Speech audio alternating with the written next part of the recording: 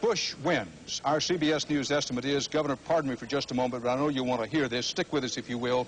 Our CBS News estimate is that George Bush will be the next president of the United States and that Dan Quayle will be the next vice president of the United States, given what we believe to be the fact that Missouri's 11 electoral votes in a particularly hard-fought and expensive contest, that Bush will win it, getting 11 electoral college votes.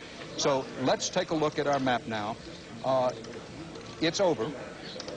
George Bush wins, carries Quayle in with him, and the next president of the United States will be George Bush. And we said a moment ago how tense it must be in the Bush and Quayle headquarters and homes tonight, because they were getting very close.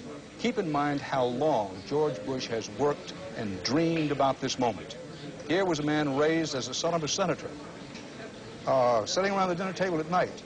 I think you can well imagine what they must have thought and talked about when they talked about, well, George, you know, you've got an obligation to do public service. And George Bush, from the moment he began thinking about what he was going to do with his life, thought about public service and public service at a higher level. And almost all of his adult life has been aimed at the presidency of the United States. He now, by our CBS News estimate, will achieve that goal.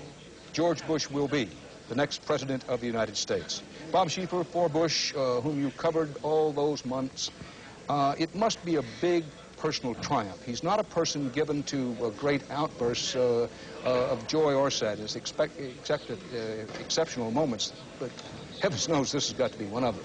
Well, I would think.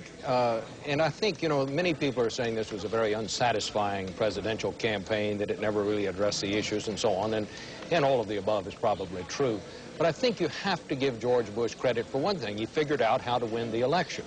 And if you're going to be a good president, the first thing you have to do is be president. You have to win the election. And he managed to do that. I think George Bush, a candidate who got hit and hit hard early on in this campaign up in the primaries. He was knocked flat of his back in Iowa. He got up off the canvas and knocked down the guy that had knocked him down. At one point in this election, he was 17 points down in the polls. He came back from that. You have to say George Bush is the kind of man who can get up after he's been knocked down. And I think there are a lot worse things you can say about a man than that.